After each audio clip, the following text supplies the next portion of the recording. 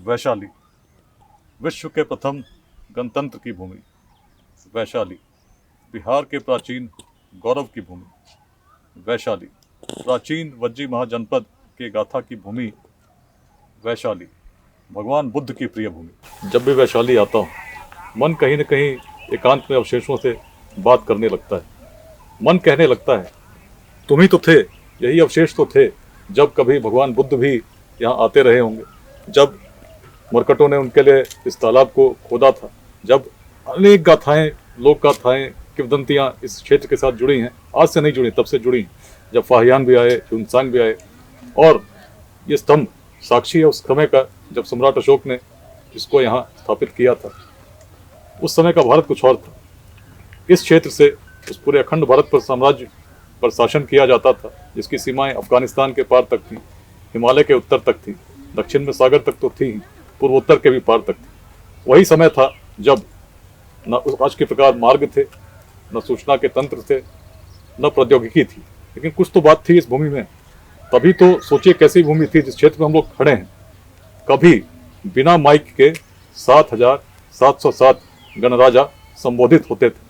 इसी वैशाली के संथागार में, जो पूरे उत्तर बिहार में, जिसके उत्तर में हिमालय, दक्षिण में गंगा, पूर्व में कौशिकी और पश्चिम में नारायणी गंडक स्थापित है, उस क्षेत्र से 7,707 गणराजा चुने जाते थे, यहीं पर आते थे और इस क्षेत्र में विश्व का पहला गणतंत्र स्थापित हुआ था। सोच अलग थी ना, कैसी अलग सोच थी जो ऐसा कर सकी। पूरे विश्व में कहीं ऐसी प्रेरणा तो नहीं जगी, लेकिन इसी प्राचीन भूमि में ऐसे सामर्थ्य की जागृति हुई जिसने उस समय के सबसे बड़े उभरते साम्राज्य को भी चुनौती दी। मगध के लिए भी उभरना आसान नहीं था। मगध की सोच भी अलग थी। मगध की सोच थी, कोई व्यक्ति भी शासक बन सकता है, लेकिन उसमें किसी जाति का अवरोध नहीं था। निम्न वर्ग के व्यक्ति भी शासक बन सके, नंद वंश सिद्ध करता है, आने वाले वंश भी सिद्ध करते हैं। लेकिन वैशाली की सोच तो और अग्रणी थी। इसमें तो ऐसी सोच थी कि जाति भेद या किसी भी भेद की आवश्यकता नहीं, किसी शासक वर्ग से आने की भी आवश्यकता नहीं, किसी परिवार से भी आने की आवश्यकता नहीं, व्यक्ति को चुना जा सकता है। आज पूरे विश्व का आधार प्रजातंत्र है, लेकिन उस गणतंत्र की यदि कहीं जागृति हुई तो यही भूमि। इस भूमि पर जब आते हैं हम सोचते हैं, तब का बिहार जब आगे सोच सकता था अपने समय से, तो आज के बिहार में ऐसी बात क्यों आ गई कि हम खंडों में बट गए।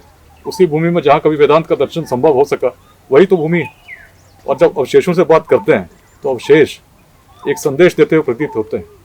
मैं कोई नेता, अभिनेता या भविष्यवक्ता नहीं हूँ, अपने आप को बड़ा साधारण व्यक्ति समझता हूँ, लेकिन जब अवशेषों को देखता हूँ तो अपने आप को एक संदेशवाहक के रूप में पाता हूँ। मुझे लगता है कि अपने उन्हीं यशस्वी पूर्वजों के हम वंशज हैं और उनके संवाद, उनके संदेश कहीं ना कहीं अवशेष हमें बता रहे हैं, जो आज की पीढ़ी को यदि हम बताएंगे तो आज की समस्याओं से मुक्त हो जाएंगे। जब संसाधन नहीं थे तब तो हम सब कुछ वैसा कर सकते थे जिसकी कल्पना उस समय के विश्व ने नहीं की थी। जब यूरोप ने ऑक्सफोर्ड और कैम्ब्रिज की कल्पना नहीं की थी, तब तो हमारे यहाँ विश्वविद्यालय नालंदा और विक्रमशिला जैसे स्थापित हो चुके थे। बहुत आगे थे हम। शून्य की परिकल्पना हमने की, विज्ञान का विकास देखा, गणित का विकास देखा, आचार्य आर्यभट्ट को देखा, आचार्य चाणक्य को देखा, अनेक विद्वानों को देखा। और इस वैशाली में तो भगवान बुद्ध साक्षात बहुत समय तक रहे। दूसरी बौद्ध सभा को भी हमने यहाँ होते हुए देखा। पूरे विश्व भर से लोग आते थे, प्रेरित होकर आते थे, देखने आते थे, आज भी आते हैं इसी वैशाली में। लेकिन अपने बिहार के लोग क्या उस वैशाली से प्रेरणा ग्रहण कर रहे हैं? यदि करेंगे तो आपस में संघर्ष नहीं करेंगे, समय से ऊपर सोचेंगे, छोटे छोटे वादों से ऊपर उठेंगे, जाति, संप्रदाय, लिंग भेद इत्यादि से ऊपर उठकर बिहार के लिए सोचेंगे। वैशाली का यही संदेश है।